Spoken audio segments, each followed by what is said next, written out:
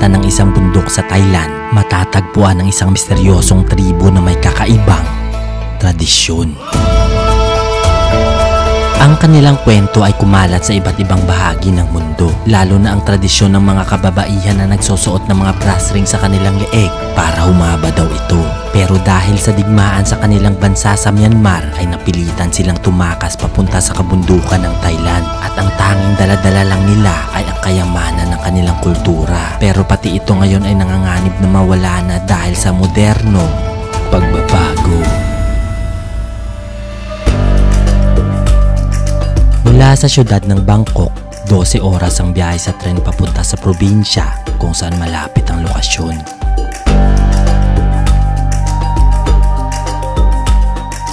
Pagdating sa probinsya, 1 oras naman papunta sa baryo nila. Medyo kabisado ko na ang daan dahil 4 na taon ang nakaraan.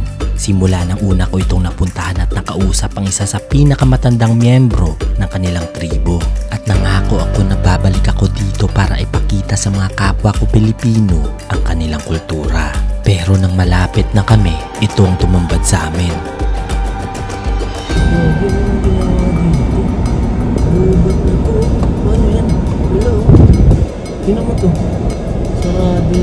Sinarado na ang daanan papunta, kaya kinailangan namin umikot sa kabila para makarating sa lokasyon nila.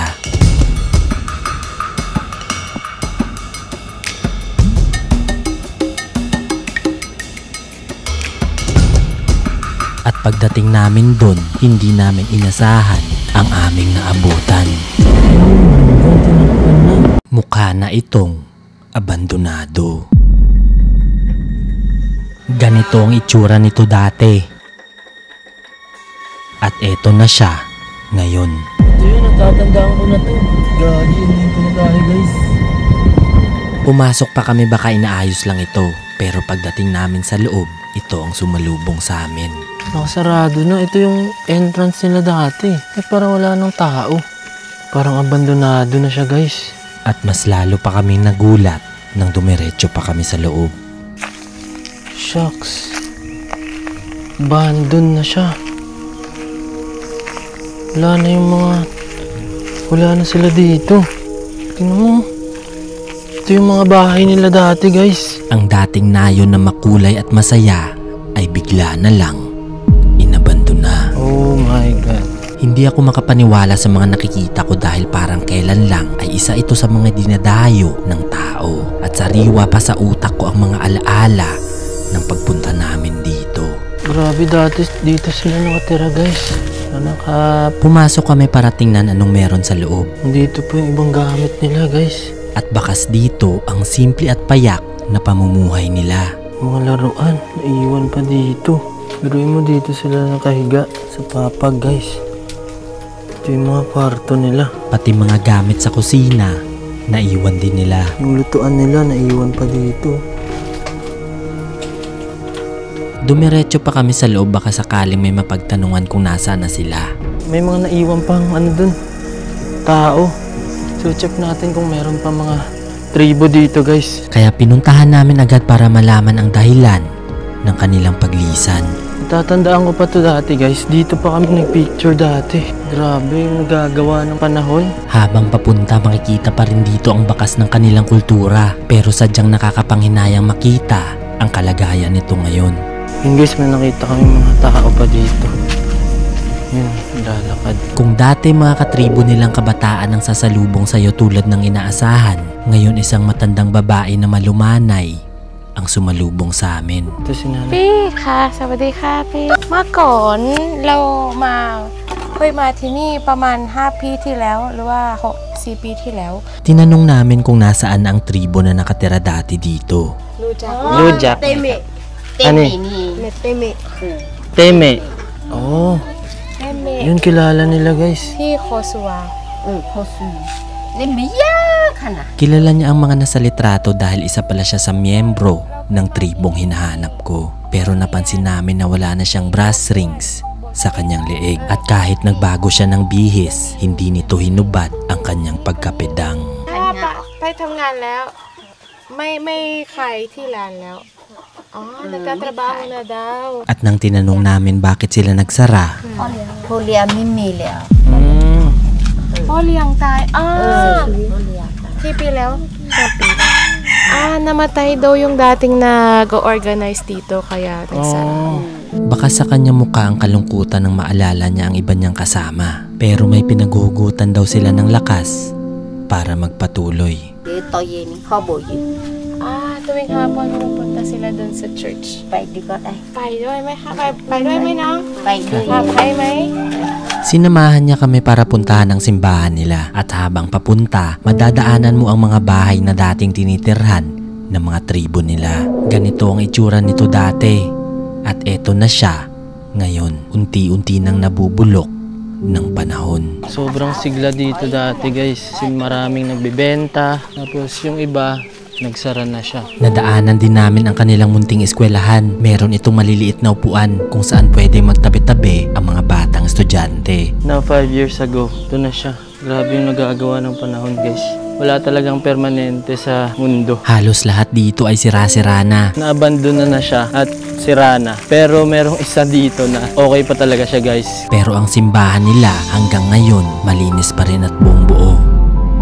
Patunay na hindi lang ang kultura ang mahalaga sa kanila, pero pati ang kanilang pananampalataya sa Diyos. Na-maintain pa rin nila to. Lahat sira na pero yung church, okay pa. Pagpasok namin mas lalo kaming namangha dahil ito lang ang hindi nagbago simula ng unang punta namin dito. Nililinis daw nila to palagi. Pep sอนเรื่องคริสต์มีไหม Nagtuturo sila about Bible. แล้วเรียนไบเบิลไหมคะหนังสือของคริสต์มีด้วย Tuturo sila ng Bible. Ang galing. Noong ika-19 na siglo dumating ang mga taga-Britanya sa Burma at natuklasan nila ang mga tribo. Dahil sa presensya ng mga misyonaryong Briton na ibahagi sa kanila ang Kristyanismo. Marami ang nagbagong loob dahil nagbigay ang mga misyonerong Briton ng edukasyon at serbisyong pangkalusugan.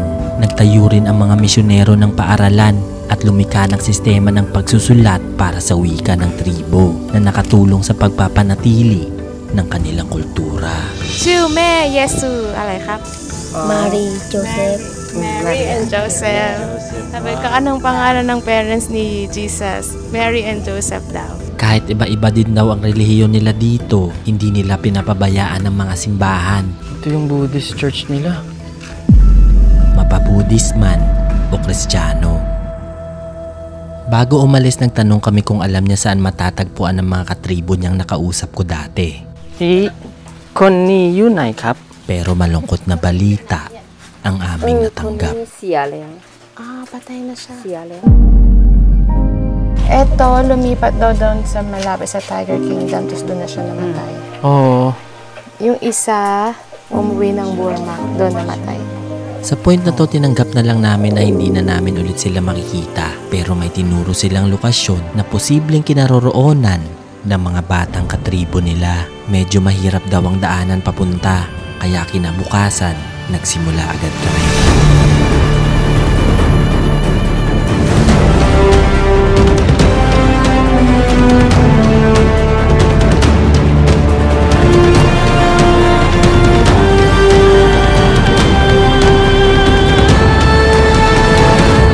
Hinanda na namin ang aming mga sarili kahit walang kasiguraduhan kung anong aming maaabutan. Dito na tayo ngayon sa spot pero kailangan pa natin dumaan dito sa ilog. Tatawid tayo sa ilog. So magbibihis muna kami tapos akit na tayo. Tara. Kahit medyo malayo at matarik ang daan, kailangan pa rin namin subukan.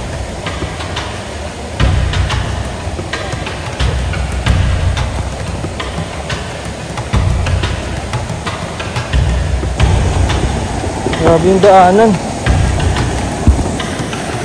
Makalipas ang ilang oras ay narating na namin ang lokasyon. Dito na ngayon tayo sa spot kung saan matatagpuan ang Karen Village or Long Neck Tribe. Kaya tara, samahan niyo ako ikutin to. Sa bungad pa lang sasalubong agad sa iyo ang mga makukulay nilang obra at litrato.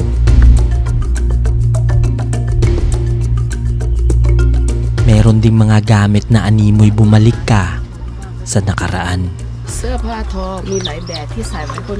Hindi ko mapigilan ang tuwa na nararamdaman ko at nang dumiretso pa kami sa loob, sinalubong kami ng mga bata gaya ng dati. Hello สวัสดีครับสวัสดีครับเอ้ยชื่ออะไรครับShalavo. Ay. Napansin namin na wala pa silang brass ring sa leeg pero sa kanilang mga paa may mangilan-ngilan na.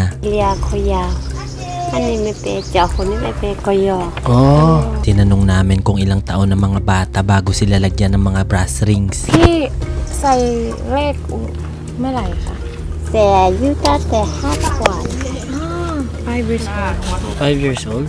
meron na siya 5 years old, nilalagyan na sila guys. Ang paglalagay daw ng brass rings ay hindi lang nagsisimbolo ng kagandahan at pagbibigay galang sa kanilang mga ninuno. Isa din daw tong proteksyon sa mga pag-atake dati ng mga mababangis na hayop gaya ng tigre. Yan ginagawa nila dito guys. From here. Napaikot nila. Galing dito. ตอนนี้ปออะไรแล้วคะอนุบาล3สูงนะ Pagdating nila ng 5 years old, doon na nagsisimulang lagyan sila ng mga rings. Depende na sa parents nila kung sa leeg or sa paa. Kasi yung mga bata wala pa sila yung nasa leeg. Pero yung dating nakita ko dito, meron na siya. Kaya tatry natin hanapin siya kung nandito pa siya ngayon.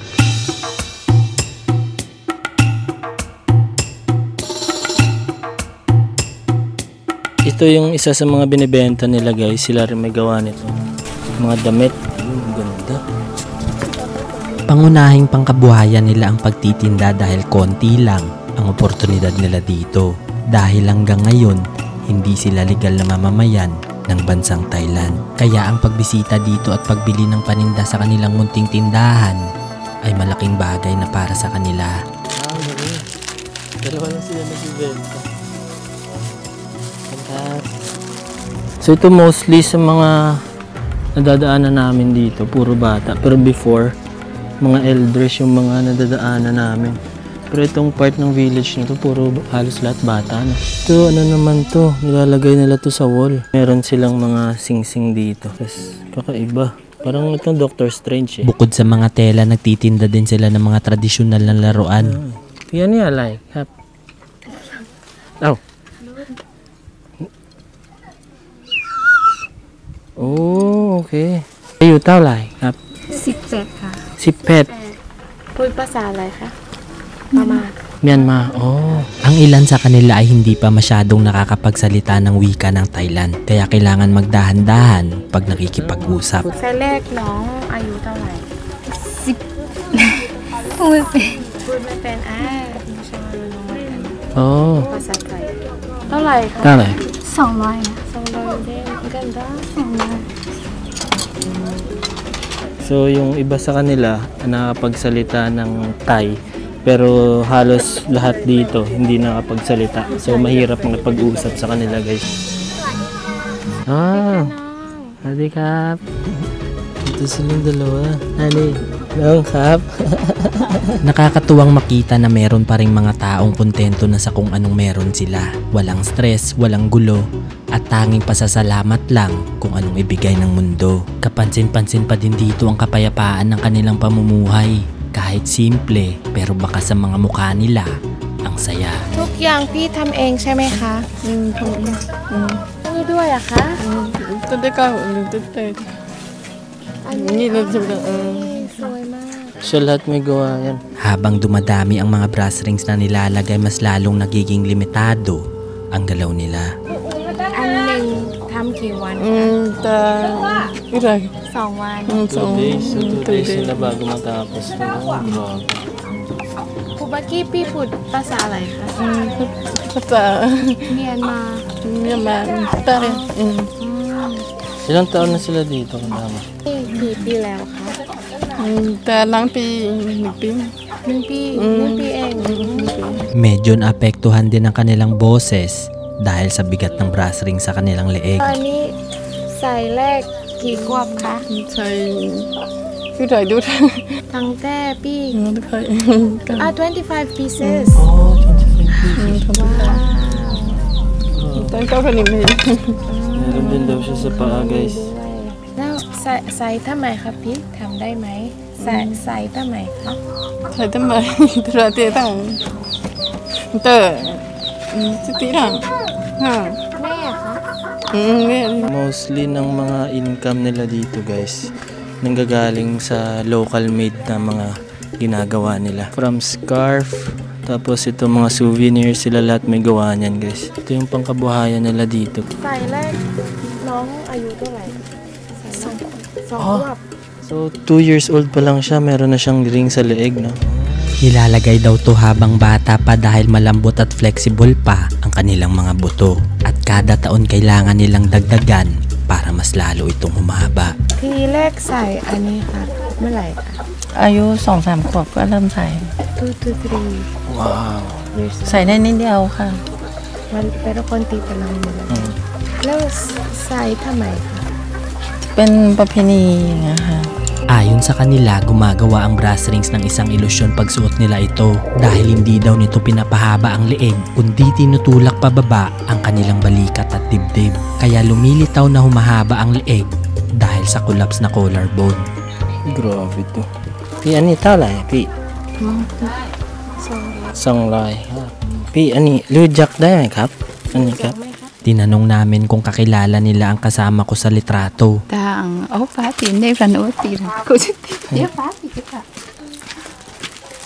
phá tiền trong đây Diyan, oh. Hindi daw nila kilala to, kaya sinubukan ko sa mga bata. Hindi nila kilala, guys. Saan na kaya yun siya? Lujak ni kap? รู้จักคนนี้ไหม mấy đứa cháu ไม่รู้จัก Wala, hindi nila kilala.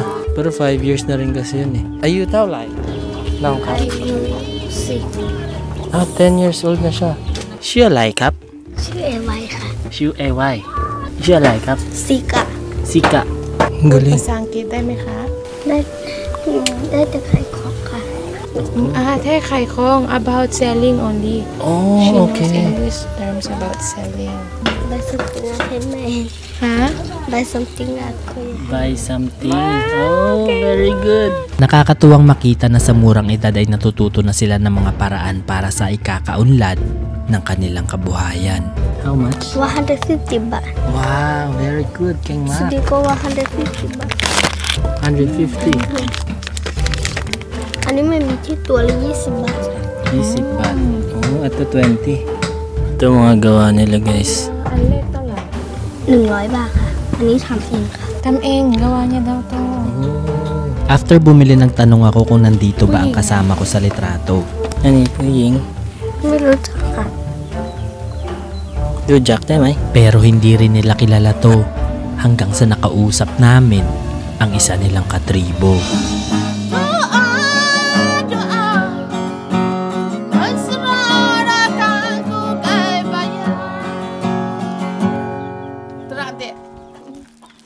Siya lai kap? ชื่อมักกูค่ะ Makuha. Mas nakakapagsalita siya ng wika ng Thailand kaya grinab na namin ang opportunity para malaman ang kanilang kwento bago itanong kung kilala niya ang kasama ko sa litrato. Years na siya nagtutugtog. แล้วแรงอันนี้กี่ปีแล้วคะ ตอนที่ผ่านมานี่ที่มันมีกีตาร์ใช่ไหมแล้วก็นี่ซื้อไม่ได้ไม่มีตังค์แต่ว่าเดี๋ยวนี้ก็นี่เล่นทุกวันเล่นทุกวันไม่ใช่หรอกแต่ว่าบางวันอยากจะเล่นก็เล่นเนี่ยมีกีตาร์ตัวเองแล้วที่ผ่านมาเนี่ยไม่มีกีตาร์เลยไปทำงานไปสูบอะไรวันนี้ไม่ว่าง มาที่นี่ มาที่นี่ก็เลยจะได้เล่ แล้ น วก็ซื้อกีตาร์nung nasa Burma pa siya dati, wala daw siyang gitara, hindi daw siya makabili. Pero pumunta siya dito, doon siya kumita, tapos nakabili siya ng gitara. Wow! Totoo nga ang kasabihan na walang maliit o malaking pangarap. Lahat ay kayang abutin basta't may sipag at tiwala sa sarili. Pag mga tiga mo, ano yung ginagawa niya? พี่ค่อยถอดไหมคะ ค่อยถอดไหม ถอดค่ะ ไม่ถอด แต่ไม่ถอดค่ะนี่ต้องใช้ตลอดเลยค่ะ แล้วถ้ามันคันล่ะ ของมันคัน เอาอันนี้ อ๋อ Oh. แล้วก็เอาบินนี้ก็นี่ทำอย่างนี้ Ano nila sa stick? เป็นลังสติก At nang tinanong namin kung kilala niya ang kasama ko sa litrato, Lujakได้ไหมครับ รู้จักค่ะ Oh,เหรอ? ในบ้านเนี่ยอยู่นี่ไหมคะเขาอยู่ไม่รีใช่ไหมคะที่ผ่านมาเนี่ยเขาอยู่ที่อะไรนะแม่สะใช่ไหม Mesa. Oh. kilala niya ang kasama ko sa litrato. Pero wala daw dito ngayon dahil nag-aaral na sa kabilang baryo. อ๋อโอเค อ เว ยู่ ลา ที่อื่นใช่ไหมคะ ค่ะอยู่ที่ ที่นี่ใช่ไหม ไม่ใช่ ที่ประเทศไทย อยู่ประเทศไทยแต่ว่าอยู่ ดุนโดไซเซล อ๋อโอเค ซันวิลเลจ ขอบคุณครับ Kung nasan man ngayon ang mga nakakatanda nilang katribo, alam ko masaya silang makita na nasa mabuting kamay at may magpapatuloy ng kanilang kultura. At dahil halos nalibot na namin at naipakita sa inyo ang buong Thailand, ngayon oras na para makita natin ang buong Pilipinas.